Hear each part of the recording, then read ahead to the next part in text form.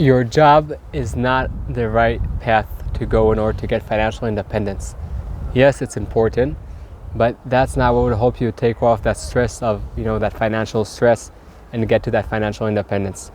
Now, if you think you have any shortcuts, you don't. You might be lucky and win the lottery or a certain investment, but there are no shortcuts. But the thing is, there's a path you can walk and create that financial independence. The main struggle is many of us, we work so hard at a job, and we work, and then when we have an increase in our income, so then what happens?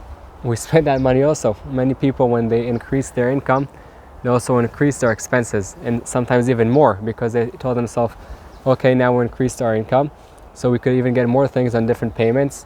Let's put payments aside. I believe that if you don't really need something, don't put it on any payments. If you have the money, pay for it. All those credit cards, that it's one of the worst things ever, because you pay such a high interest. I wish I would get that interest on my investments. So understand, the fact you have a job is good. It's amazing. It's a good first step. It's not enough. It's not enough, because you could continue struggling paying that paycheck again and again, because the prices go up, and your salary goes up together with the prices, so you're not able to save the money. You want to save that money for that trip you want, for renovating your house, buying your house, going on a certain vacation. There are so many things you probably want your money for. So number one, if you understand that your job is not enough, and there are many different things you can do in order to create that financial future, that path that will lead you to a more calm place when it comes to finance, there is a way. But first, understand that your job alone is an important first step and not enough. So what is it that you want to do? If right now you want to have that money that would help you in whatever goal it is that you want. Number one, understand, like I said, there are no shortcuts. You need to do the work. And you might think right now I'll go and talk about investing. And investing is really important. And yes, I am going to talk about investing. But before we talk about investing, you need to have what to invest. What happens many times, like I said before, people earn more money, or they don't earn more money, but they spend everything. So we're going now to take two approaches. Number one is spend less, okay? And the way to spend less is to know the difference between what it is that you need and what it is that you want. There are many things that we want and we don't really need them. So in the short run, it's better right now not to get whatever it is that we think that we need, because then that way we could save that money and invest and have more money in the future. So have a list, go through your expenses, okay? Understand, are you spending money on things that you don't really need right now? Sometimes, you need to have that sprint when it comes to finances, spend less, earn more, and that way in the future you could have more. So understand what are those things that you really need, and then make sure to get them. And when you get them, by the way, you might want this new sofa or a new fridge, a new car, whatever it is that you want. See if you could get it for a better price. So yes, you know what it is that you need.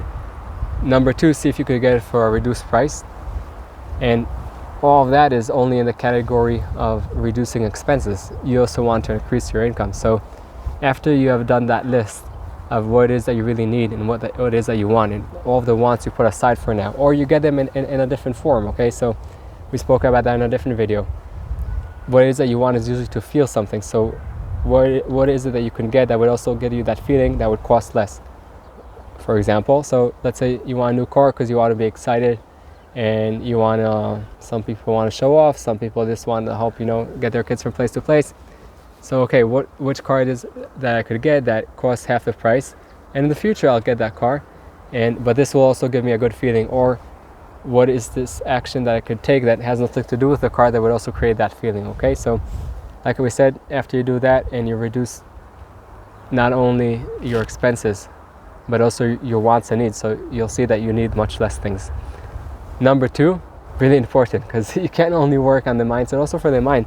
I don't think it's that good always to think about what can I reduce. Actually start thinking, okay, what can I increase? How can you increase your income? How can you increase, the money you put for investments? Start thinking also in that route. So yes, reduce your expenses at the beginning and reduce hard if you can. That way you have more money to invest. But then start thinking, how can you increase your income? How can you increase your income? In many different ways.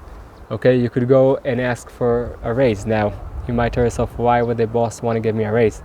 Well, you might be right. So think about a current, current goal that you could tell them, hey, if I get to this goal, I'll get a raise. So yes, you need to bring the results, and then you could ask for a raise. And if you see that you could bring those goals and they don't want to give you a raise, maybe it's time to move on in life, because you have quality in you that you could get paid for it more.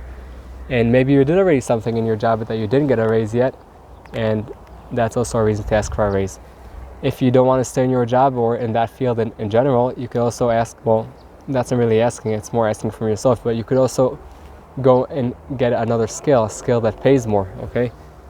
Your skill currently is paying you a certain amount. Go and purchase a different skill, go and acquire a different skill that would pay you more. So like we said, there are many different ways. Right now we spoke about two.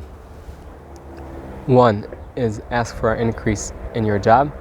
Number two is go and acquire a different skill that would pay you more. Now, after we have done those two, now we could talk about investing, okay? Why? Because whether you had the money before and now you want to invest, whether you didn't have the money but then you understood what is your need and what is your want, and you cut your expenses and you increased your income, now you have the money, now you want to invest that money. Because if you just put your money aside and you saved it, actually you're losing money every year because of inflation, okay? So your money is worth less and less. So it's important now to go and invest the money. The challenge with investing many times, that you go and hear about this new trend that everyone's going to invest in, and then you go and invest there and then you lose a lot of money. So investing can help you create that financial independence, take off that stress, that finance stress. But investing could create a much worse situation where you lose all of your money and you go into big debt. So when you go invest, understand what is your risk tolerance. Understand what type of investment is good for you, okay? An investment that is good for you is not necessarily an investment that is good for me. And the opposite. Investing is a big world, okay? You need to understand, what type of investment is right for you. I'll try to leave a link in the video later on. But when you find the right investments for you, so you'll see that, number one, when you start to put more and more money in investments and you see that it works, okay? So for some reason, well, for a pretty obvious reason, you'll want to put more money in there, because then you create more money.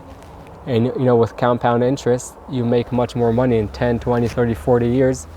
That can create for you that independence that you want. Now, it might be before, it might be after, but you'll see that you could earn much more money.